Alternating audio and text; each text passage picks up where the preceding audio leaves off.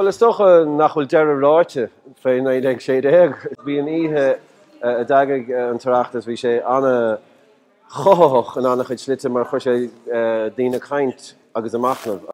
Credim go raibh baint anna bhór ag na Ealaíontóirí agus ag an Gaeilge le néad go séideag.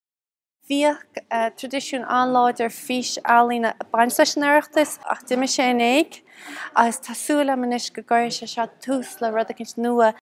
Ní féidir le daoine go amach a tréid gan creidúnt sa chúis agus ceann gan a rudaí a thugans creidúnt do ghaine ná an aisling sin nó an í sin agus tá an nóisian seo go aisling go éire a bheith ina ban álinn ar nos mé héin.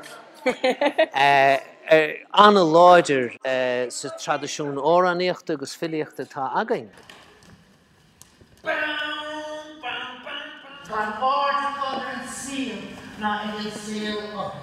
So an scéal a duine me nocht is cinnte gur spreag sé sin chuid go na daoine a chomachchan sin agus a ghlach páirt san éirí amach an éidir go séideag. Bheith na scéalta seo léite go, bheith siad mar chuid go nabhheoch an Celtach.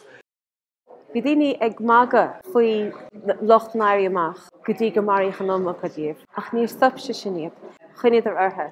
So is some go sin íon rud is táchtaí ná. Beidir go bhfuil an pobl beg ach tá muid beoga.